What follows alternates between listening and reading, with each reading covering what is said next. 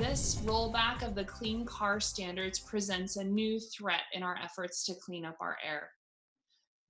Abandoning the clean car standards will increase pollution, it will hurt our health, it will hurt our wallets, and it will hurt our economy here in Utah. And it's the wrong choice for Utah. That was Representative Suzanne Harrison in May of last year, talking about how the EPA under President Donald Trump chose to roll back car emission standards. In spite of this, the car companies forged ahead with creating cleaner and more efficient vehicles. Welcome to our In Focus discussion tonight on General Motors and Utah's clean air. When a multinational car company makes a decision to reduce its carbon footprint, it affects jobs, technology, and the environment. The reasons for the decision may have to do with future profit, but in a state like Utah, where clean air is important to many citizens who live here, the impact can be far-reaching. Joining us now live in studio to talk about the business side of the GM decision is Paul Lankford, the general manager of Jerry Seiner GMC. Also joining us via Zoom is Glen Schmidt, professor of product innovation at the David Eccles School of Business at the University of Utah. Thank you both for being here tonight. Thanks for having us. Thank you, Rosie. Yeah, thank you. Paul, what was your first impression when you heard that GM wasn't going to have any more gas-powered vehicles in its product line? I was excited to hear their decision. I think it's groundbreaking, and I think it's forward-thinking. It's something that is going to be good for all of us. It's good for the clean air. It's good for the environment. Less fossil fuel as we switch into electric. And General Motors, they're committed. They're committed to putting every driver into an electric vehicle on a scale that I haven't even seen before. Glenn, let's get your input on this. Why did GM decide to phase out all gasoline engines from their product line? So in one word, Kodak. If you want a second word, Blockbuster. Remember those companies? I don't know what your demographics are exactly of your viewers, but I sure remember those companies, and they went by way of the trash bin. So, of course, we don't know exactly how fast this diffusion of electric vehicles will take place. You know, I'm a professor here, so I have to do things via a picture and a little bit of a lecture, if you will. Very, very short, though. If you look at time and look at the percent diffusion of electric vehicles, it's going to follow what we call an S-curve, if you will. And so there are innovators at the very early stages, and we can't really talk about electric vehicles without talking about Tesla. And so Tesla introduced their vehicle in 2008, and they had a 40% growth in sales of electric vehicles this year. So we don't know, where are we on this S-curve? Are we here? Are we here? We don't know exactly, but battery prices have come down much faster than we anticipated, so we are probably a little closer to the inflection point, if you will, than we thought earlier. So GM is getting ready. They have to hire engineers. They have to change their production lines. They have to reserve capacity for components and batteries and so forth. And so they're just saying, we're here. We're going to make it happen. Very interesting. It's basically just keeping up with the evolution of technology. And RIP Kodak and Blockbuster. Paul, what challenges does GM face due to this change? Are your dealerships going to suffer? And what about parts and labor? Well, there's pros and cons to this. I mean, obviously, the electric vehicle has less moving parts. It's more efficient in so many ways. But even as General Motors, they state that by 2025, they're going to have 30 vehicles that are EV, and by 2035, that they're going to be fully electric. As time goes by, even those people that are buying these EV vehicles, they're going to be trading in the gas vehicles as well. You're going to see over the years they will be phased out, but that's going to be quite some time. And the people that even buy their trade-ins are going to be buying parts and keeping those vehicles going. So as time goes by, I think it's going to be quite a bit of time. There will be change, but there's still maintenance and moving parts on those vehicles, though they are more efficient. Yeah, hopefully this doesn't mean like a decrease in jobs. It just means a change of what the job responsibilities are going to be. Glenn, a higher percentage of electric vehicles on the road will be better for Utah's air quality. But do you see any challenges to having more of these vehicles, such as issues with the power grid, for example? Yes, there are definitely challenges that have to be addressed. In terms of electricity, that's a significant one. We have enough capacity. You know, I have now another curve for you on my left here. And so if we look at a day-to-day use of electricity, we have a dip at middle of the night and then the peak around 6 p.m. So people come home from work. If it's summertime, they turn on their AC full blast and they need to cool off. So what we cannot have happen is they come home from work and they plug in their electric vehicles and add that usage to the AC usage that's already there. So we need a smart system where you will power up your battery in the middle of the night rather than late in the afternoon. And so we need smart systems to make that happen. Paul, we have time for about one more question, about 30 seconds left. Let's talk about opportunities. Will GM be offering support items like home charging stations? And do you think that Utahns are ready to buy more electric vehicles? They already have charging stations, and you'll see more of them. GMC's come out with a new Hummer EV. Utah's ready for this. In the first 48 hours, the Jerry Seiner dealerships alone took in over 100 orders, and there are over 200 now. So they're ready, and we've got a lot of people excited for what's on the uptake here. It's going to be good. All right, you've been hearing from Paul Lankford, General Manager for Jerry Seiner GMC, and Professor Glen Schmidt of the David Eccles School of Business. Thank you both for being with us here tonight and to contribute to this discussion.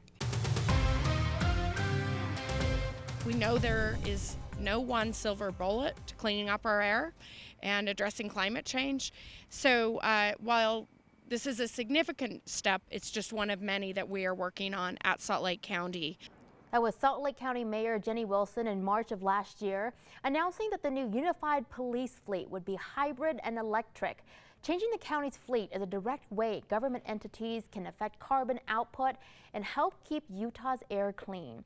Thanks for staying with us for our second In Focus discussion tonight on General Motors and Utah's clean air. We just talked about the business perspective on cleaning the air in our last segment. Now we turn to the government perspective. Joining us now live in studio is Utah Representative Stephen Handy, who is the co-chair of Utah's Clean Air Committee for the state. Representative Handy, thanks for taking time to join this conversation and welcome to the show. Happy to be here, Rosie. What a great conversation this will be. I'd like to start with this conversation on your personal connection. Why is clean air so important to you? Well, let me tell you about it. I'm a fifth generation Utahn, and as a young boy, I remember these terribly foggy times. What I didn't understand really until I got into the legislature was the fact that these notorious inversions that we have in Utah are very detrimental to individuals' health and also to our economy. So I had constituents that said, what are you going to do to clean up our air? They got my attention, and I've been working on this in my years in the legislature. I think no matter where you live in Utah, clean air is an important issue to you. What do you make of GM's decision to phase out gas-powered vehicles? This is a big play by GM, America's largest automaker. It's going to get the attention of all of the others, and I hope it does. They have been, American automakers have been following Tesla, of course, very trendy, very neat. Tesla got a lot of government funding to get where they are, and that's fine. So now we have a big American car maker make a big play like this. I think it's got everyone's attention, and it should. Now, only 2% of cars on the road are electric.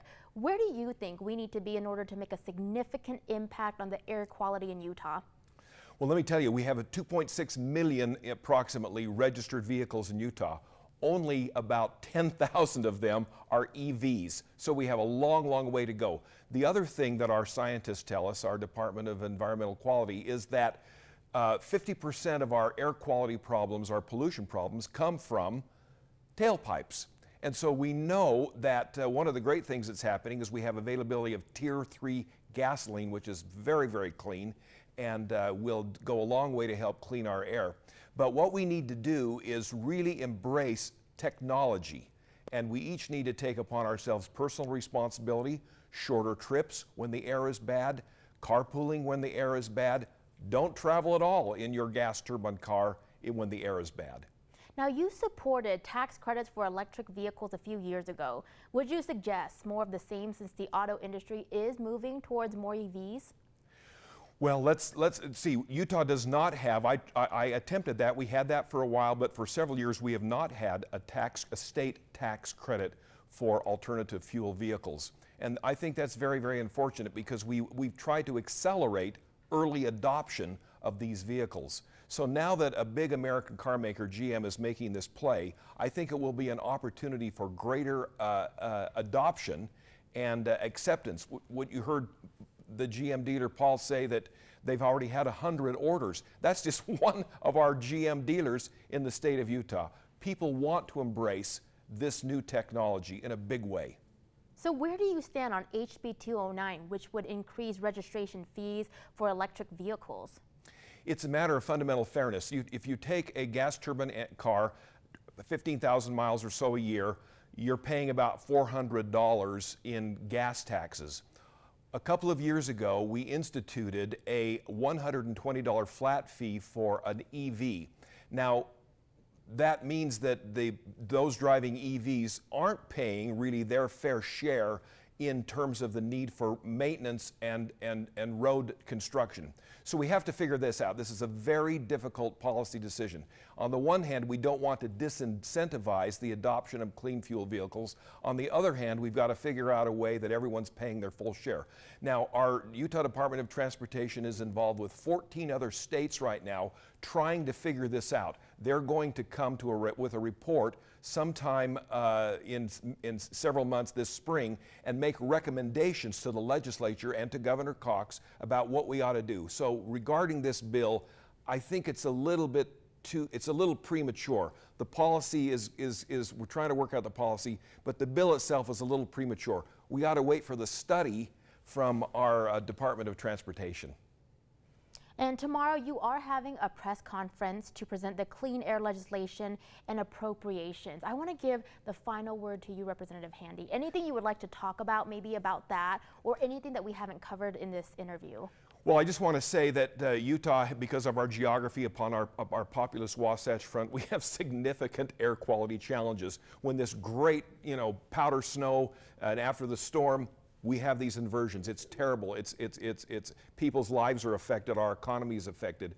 Our air, in fact, is cleaner today than it has been for the last 20 years. So we've really made a lot of progress. But with a growing population, we all need to take personal responsibility. Tomorrow, our bipartisan Clean Air Caucus, made up of Republicans and Democrats in the legislature, we're going to have a press conference and we're going to tell the media about the multiple bills, appropriations that we're working on to continue good public policy to make our air cleaner and our environment more safe. All right, we are looking forward to that press conference. You've been hearing from Representative Stephen Handy, co-chair of the Clean Air Commission. Representative Handy, thank you for joining us tonight and being a part of this discussion. We know that mobile emissions are our largest contributor to our air quality problem. So this allows people to identify where their mobile emissions are and track them and then find ways to reduce them. That was Tom Carter, the Executive Director of UCARE, talking about the Clean the Air Challenge back in January of last year, which is usually when the state of Utah is experiencing the height of its poor air quality. Welcome to our third and final In Focus discussion tonight on General Motors and Utah's clean air. Joining us now live via Zoom is Grace Olskamp with Heal Utah. Grace, it's great to have you on the show. Thank you so much for joining our discussion tonight. Yeah, thrilled to be here. Thank you so much. Grace, we've asked all of our guests this question and you are no exception. What was your impression of GM's announcement? Do you see this as a turning point? Yeah, so not to sound like a broken record with the folks who came before me this evening, but we were really excited for this announcement. We were ready to see tangible action actually be taken following the announcement, just to ensure that it's not a greenwashed announcement. But we do believe that their intentions are really fantastic, and we're hoping that this actually pressures the rest of the private market to follow suit. Let's talk about your research on cars that are in the Wasatch Front. Are they the biggest polluters right now to our poor air quality? And is it more about less cars on the road, or are we thinking cleaner cars? Yeah, so that's absolutely correct. That vehicles right now, so anything you see on the highway, is our largest contributor to our air quality problems, not just along the Wasatch Front, but throughout northern Utah. And the solution to it is a little bit nuanced. You know, we both want less cars on the road, and the cars that are there, we want to be cleaner. But it also will involve better public transportation options, more electric transportation options, you know, ability to be able to bike somewhere, and just better habits by individuals as well. So it's really an all of the above solution. Let's talk about the COVID-19 pandemic. I think if you and I thought back almost a year ago, it was like a ghost town, right, on Utah's freeways and roadways, but the air felt so much cleaner. So it's been a real-time experiment of getting cars off the road. In your observations and research, what have you seen with the pandemic? Yeah, so this has been a really fascinating topic actually for us in the clean air space. So last spring, like you mentioned, it felt like a ghost town. And we actually saw, not just in Utah, but globally, emissions dropped once people started staying home pretty significantly. And so to us, this has meant a lot of things, especially how this last winter, people started leaving their houses a little more and getting back on the roads. And our emission levels have actually climbed up to what they were before the pandemic. So to us, this means a couple of things. First and foremost, it means we can reduce our emissions from our vehicles. It's possible, you know, hopefully it won't have to take another global pandemic to make it happen, but we have the will to do it, and it is a realistic thing that can happen.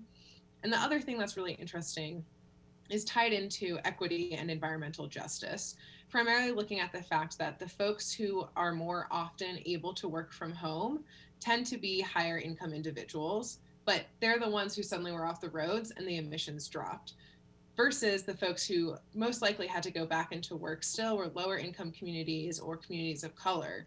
And they're the ones who usually bear the disproportionate impact of pollution. So that's all basically to say that those producing the most emissions and pollution usually aren't the ones breathing it. And this was a very tangible real life example of that. What interesting findings. Okay, Representative Handy just talked about HB 209, which would increase registration fees for electric vehicles. I want to know, what are your thoughts on that? Yeah, so Heal Utah and a lot of, really all of the environmental advocate groups here in Utah are extremely concerned with HB 209.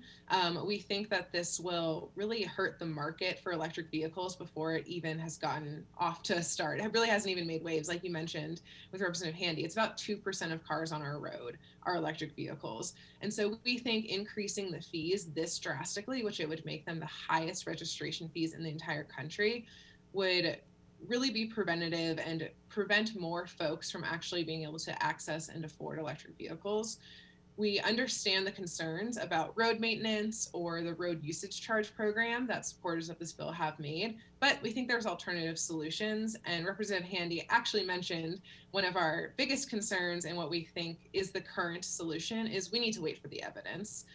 Utah Department of Transportation will be releasing their findings about electric vehicles in Utah in this road usage charge program this upcoming year, and we should really wait until any action is taken until we see that study.